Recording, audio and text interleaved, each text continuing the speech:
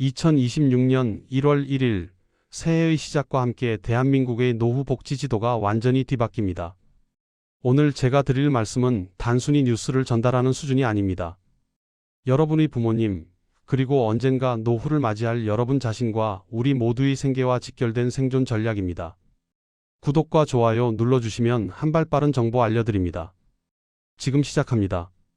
정부가 발표한 2026년 요양제도 대개편안은 그동안의 자잘한 수정을 넘어선 소위 요양혁명이라고 불릴 만한 변화를 담고 있습니다. 요양보호사 선생님들의 월급 봉투가 두꺼워지고 집에서 부모님을 모시는 자녀들의 경제적 부담이 획기적으로 줄어들며 가족을 돌보는 분들이 정당한 노동의 대가를 받는 시대가 열리는 것입니다. 그런데 말입니다. 이 엄청난 혜택들 정부가 알아서 입에 넣어줄까요? 절대 아닙니다. 우리나라는 신청주의 복지국가입니다. 내가 알고, 내가 신청하고, 내가 요구하지 않으면 국가는 단 한 푼의 예산도 여러분에게 먼저 내어주지 않습니다. 오늘 이 영상은 그 복잡한 법조문과 행정 용어들을 초등학생도 이해할 수 있을 만큼 쉽게 풀어서 여러분이 2026년에 누릴 수 있는 모든 권리를 낱낱이 파헤쳐드리는 백과사전이 될 것입니다. 30분, 1시간이 걸리더라도 이 영상을 끝까지 보신 분과 그렇지 않은 분의 노후는 수천만 원의 자산 가치 차이로 나타날 것입니다. 먼저 대한민국 돌봄의 최전선에서 땀 흘리시는 요양보호사 선생님들의 이야기부터 시작하겠습니다. 2026년부터는 요양보호사가 단순 노동자가 아닌 전문 의료 복지 인력으로 대우받는 원년이 될 것입니다. 가장 먼저 주목할 점은 근속장려금의 대대적인 개편입니다. 기존 제도의 가장 큰 문제점이 무엇이었습니까? 바로 한 센터에서 무려 3년을 버텨야만 겨우 몇만 원의 장려금이 나왔다는 것입니다. 이 때문에 조금만 힘들면 그만두거나 센터를 옮기게 되고 어르신들과의 라포 형성이 깨지는 악순환이 반복됐죠. 하지만 2026년부터는 1년만 성실히 근무해도 단기 근속 수당이라는 명목의 혜택이 주어집니다. 충남 천안에서 근무하시는 60대 박 선생님의 사례를 들어보겠습니다. 박 선생님은 허리 통증과 낮은 급여 때문에 1년만 일하고 그만둘까 고민하셨습니다. 하지만 개편안이 적용되면서 1년 근무 시점부터 매달 약 5만 원에서 10만 원 사이의 추가 수당을 받게 되었습니다. 큰 금액이 아니라고 생각하시나요? 1년이면 120만 원입니다. 웬만한 대기업 보너스 수준의 금액이 매년 통장에 꽂히는 셈입니다. 또한 선임요양보호사라는 직급이 신설됩니다. 이제 요양보호사도 승진을 합니다.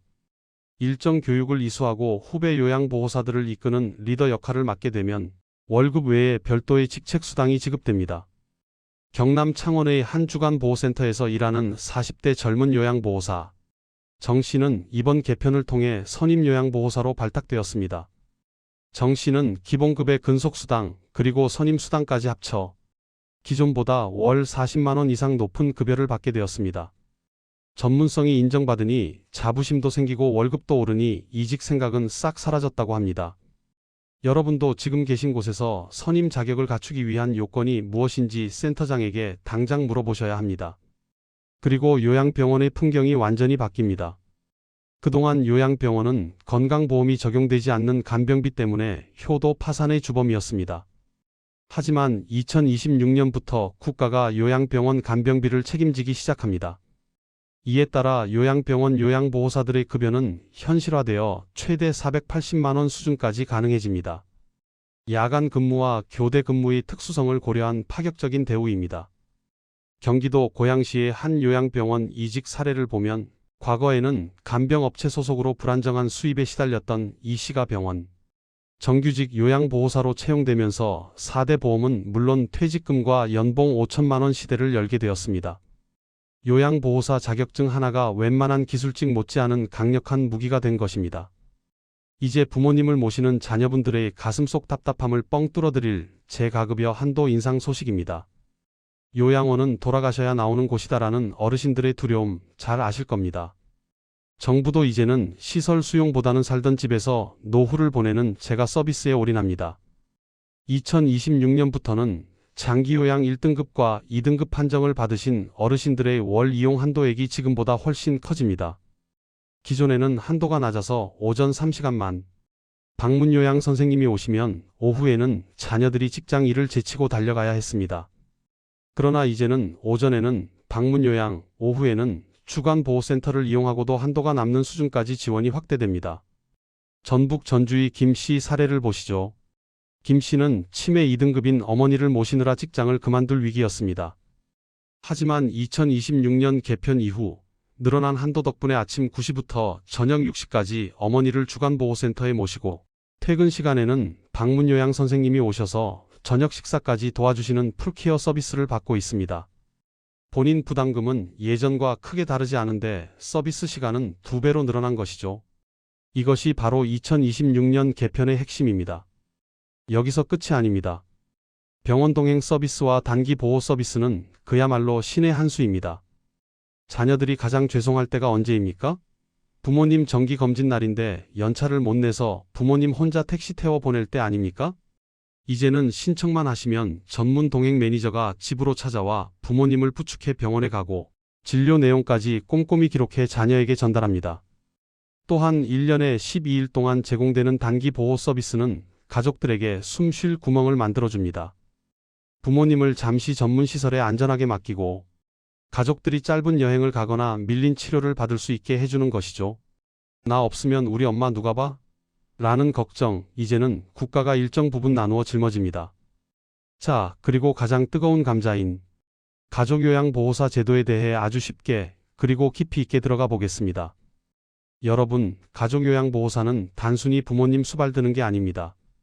국가가 인정하는 엄연한 직업입니다. 2026년부터는 이 활동비가 월 최대 90만 원까지 올라갑니다. 하지만 여기서 주의할 점이 있습니다. 누구나 90만 원을 받는 게 아닙니다. 하루 60분 인정과 90분 인정의 차이를 명확히 알아야 합니다. 기본은 60분입니다. 하지만 어르신이 65세 이상이면서 그 배우자가 직접 돌보거나 폭력이나 피해, 망상 같은 심한 치매 증상이 있는 경우에는 90분까지 인정되어 월급이 껑충 뜁니다. 대구에 사는 박 씨는 80대 아버지를 직접 모시며 가족요양을 하고 있습니다.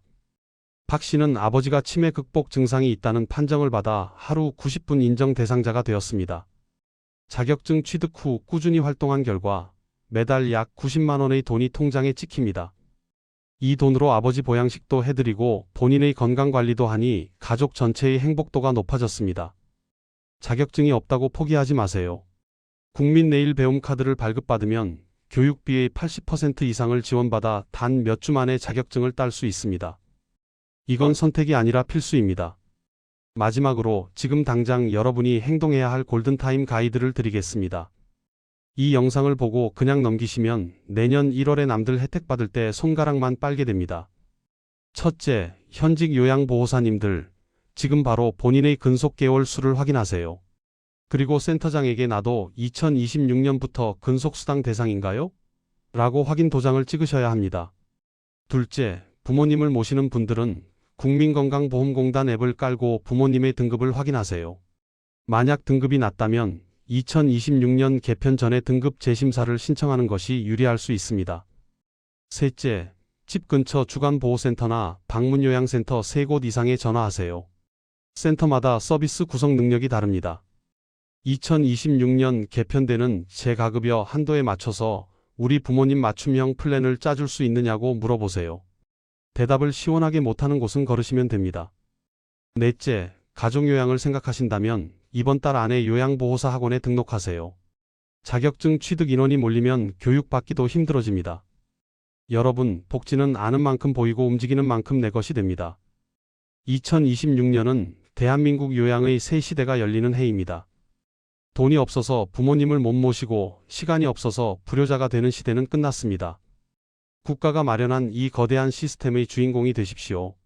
오늘 제가 설명해드린 수많은 사례와 정보들이 여러분의 가정에 평화와 웃음을 가져다 주길 진심으로 바랍니다. 내용이 너무 길어 다 기억하기 힘드시다면 영상을 저장해두고 틈틈이 보십시오. 주변에 요양 문제로 고민하는 친구나 친지들에게 이 영상을 공유하는 것만으로도 여러분은 이미 큰 효도를 하시는 겁니다. 구독과 좋아요는 제가 더 깊이 있는 정보를 발굴해오는 큰 힘이 됩니다. 긴 시간 시청해주셔서 감사합니다. 여러분의 행복한 노후를 저 꿈꾸는 노년이 끝까지 응원하겠습니다.